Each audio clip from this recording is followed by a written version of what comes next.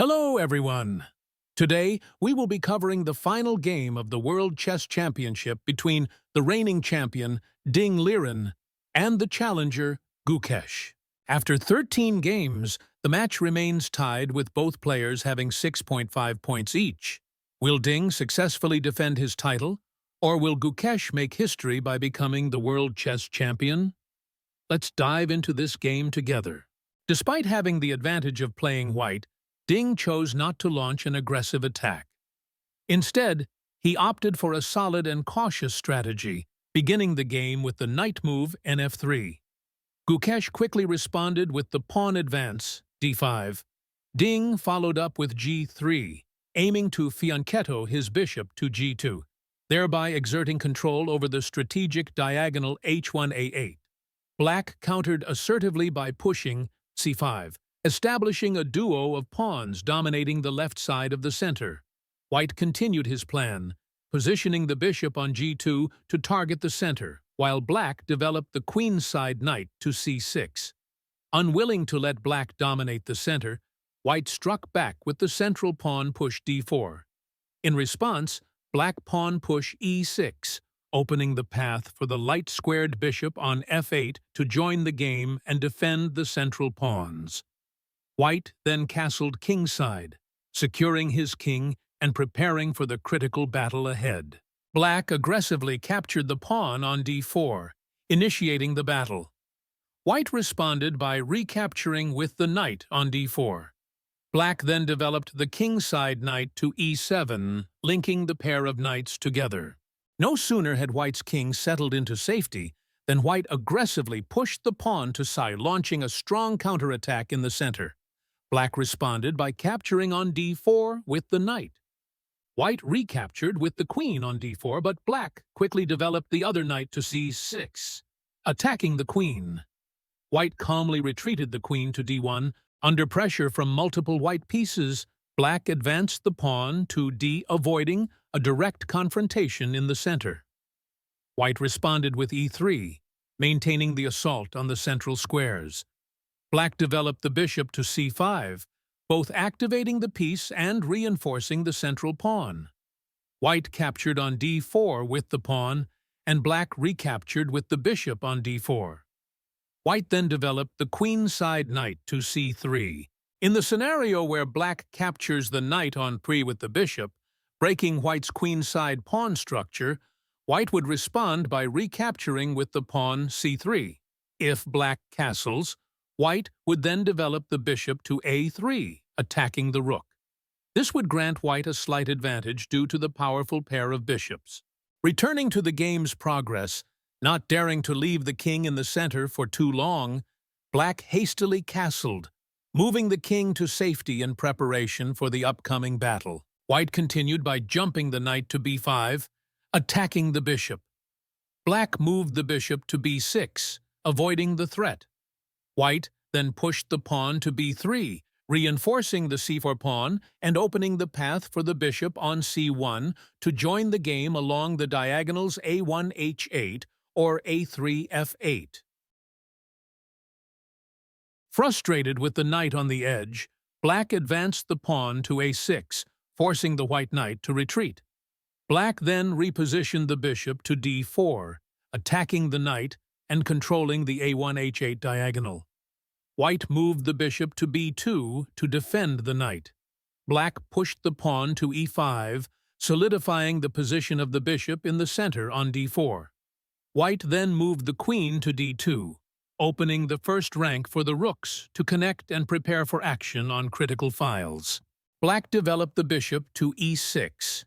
White then jumped the knight to d5, occupying the central outpost and opening the path for the bishop on b2 to challenge the Black bishop in the center. This move unintentionally blocked the attack of White's bishop on g2, allowing Black to push the pawn to b5, counterattacking the c4 pawn and aiming to weaken the white knight's position in the center. White recaptured the pawn on b5. Black recaptured the pawn on b5, but White unexpectedly retreated the knight to f4, boldly advancing it straight into the path of Black's pawn. provokingly placing the knight in harm's way, while simultaneously opening the path for the bishop to attack the knight on c6. The position began to grow increasingly complex, as each piece seemed to stare down the other. The white bishop on g2 attacked the knight, while also threatening the rook on a8, and the white knight was positioned in front of black's pawn. Meanwhile, the white bishop on b2 and the black bishop on d4 were glaring at each other, sparks flying between them. The complex nature of the position played right into Gukesh's strengths, as he always finds the most optimal solutions. After some thought, black captured the pawn on f4. White responded by capturing the bishop on c6, aiming to threaten the rook. However, black was no slouch, and immediately recaptured the bishop on b2, counter-attacking the white rook, and where the two queens now faced each other in a fiery standoff. If white had exchanged queens on d8 immediately, black would have captured white's queen on d8 and escaped from the threat of the white bishop, gaining a decisive advantage with the extra bishop.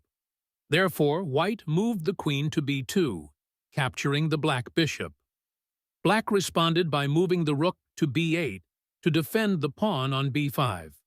White then shifted the rook to d1, attacking the queen.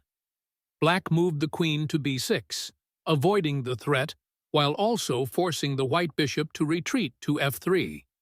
Black then captured the pawn on g3, and white recaptured the pawn on g3, stabilizing the position. After a chaotic exchange of pieces, black advanced the pawn to b4, pressing forward and blocking white's queenside pawns. In my opinion, white could have moved the rook to d2 and then doubled the rook, preparing for a gradual attack afterward. However, white seemed a bit too eager, pushing the pawn to a4. This move was quite risky, as the pawn was supported by the bishop on f3, which controlled the promotion square a8. Immediately, black pushed the pawn to a3, and white captured the pawn with the rook on a3. If black had hastily captured the pawn on b3, white would have countered with the rook on b1, checkmating the bishop. Therefore, black pushed the pawn to g6, opening a path for the king to escape in case of complications. White then moved the queen to d4, offering a queen exchange. Black responded by moving the queen to b5, trying to avoid an exchange of queens. White continued by pushing the pawn to b4, using it as bait to lure black into exchanging queens for a simplified endgame. At this point, it was clear that black could not capture more pawns without exchanging queens, so black immediately pushed the queen to b4. White promptly captured the queen on b4 with the queen. Black then pushed the rook to b4, and white continued by moving the rook to a8, offering an exchange to an endgame. Black captured the rook on a8, and white recaptured the bishop on a8. After a chaotic exchange of pieces, white achieved the goal of simplifying to an endgame with rook and bishop versus rook and bishop. Although black is up by a pawn, winning is still difficult, given that the pawns are in a symmetrical position on the same side of the board. However, since this is the World Chess Championship final, the game must go on. Gukesh pushed the pawn to g5, trying to turn his very slight advantage into a greater one. White responded by moving the bishop to d5, offering a bishop exchange to simplify the position into a rook endgame. If the game had transitioned into a rook endgame at this point, there would have been a 90% chance of a draw, similar to the 13th game. Therefore, black took the initiative, moving the bishop to f5 to avoid the exchange. White then moved the rook to c1, using the open c-file to position the rook on the 7th rank. Black moved the king to g7, preparing to navigate the king's position in the endgame. As expected, white advanced the rook to c7, coordinating with the bishop to attack the f7 pawn. Black quickly retreated the bishop to g6 for defense. White then pulled the rook back to c4, offering a rook exchange, as the outcome of a rook and bishop endgame remained uncertain. Black moved the rook to b1, giving a check. White responded by moving the king to g2 to evade the threat. Black shifted the rook to e1, lying in wait. White moved the rook to b4, holding position. Black pushed the pawn to h5, beginning to align the pawns and prepare for an advance. White then moved the rook to a4, maintaining a solid defensive line on the fourth rank. Black retreated the rook to e5, threatening the bishop. White moved the bishop back to f3 to avoid the attack. Black advanced the king to h6, while White retreated the king to g1, waiting to see what Black would attempt next. Black retreated the rook to e6 to guard the sixth rank and prepare for a pawn advance. White moved the rook to c4, but Black unexpectedly accelerated the game by pushing the pawn to g4, attacking the bishop. White moved the bishop to d5, targeting the rook. Black responded by shifting the rook to d6, driving the bishop away. White repositioned the bishop to b7.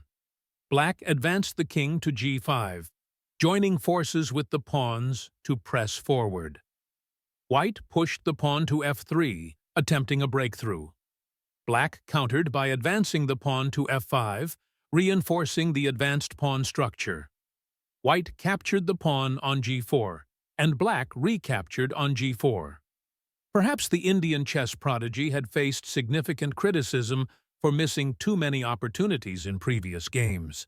Thus, in this decisive match, Gukesh demonstrated clear determination to transform even the slightest advantage into a significant one, enough to secure victory.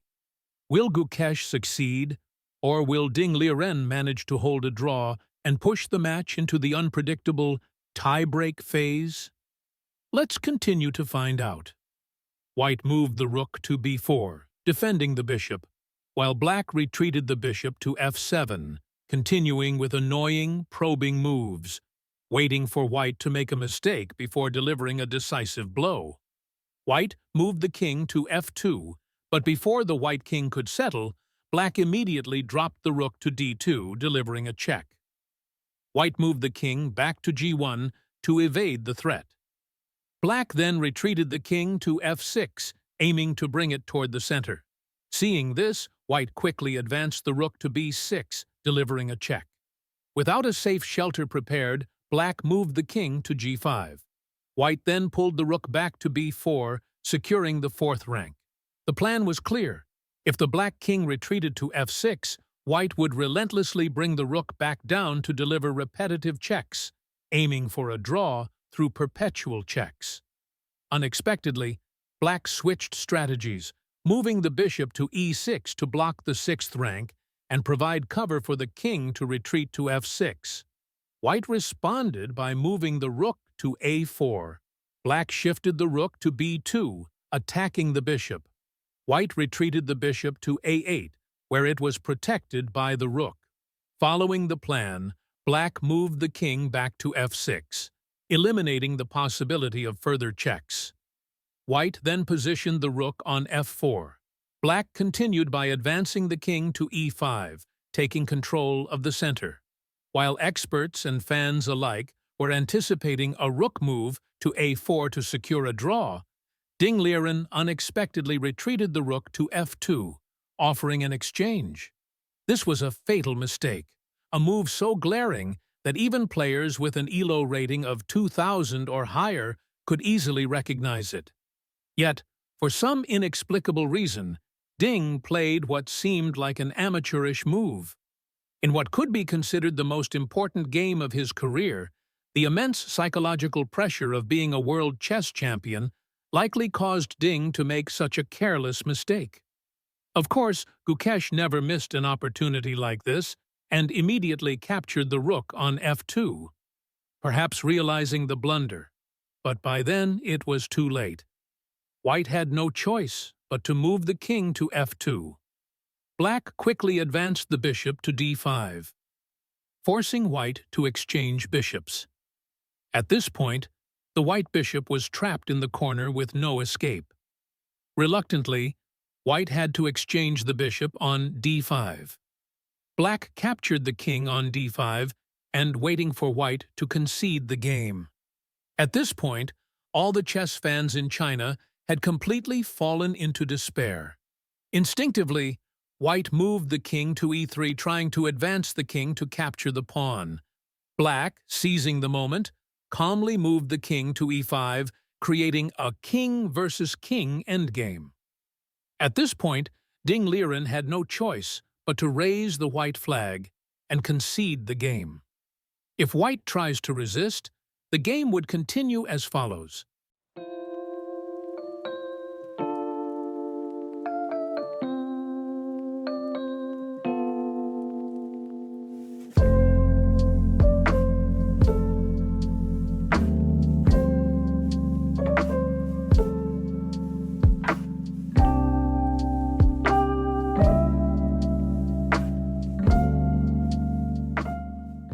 Thus, although playing with the black pieces, Gukesh, with his determined will and thirst for victory, easily defeated Ding Liren. With this win, Gukesh triumphed in the middle game with a score of 7.5, 6.5, and officially became the 18th world chess champion. He also set a record as the youngest chess world champion, breaking the record previously held by the legendary Garry Kasparov. Thank you all for watching the video. Please leave a like to support Chess Focus.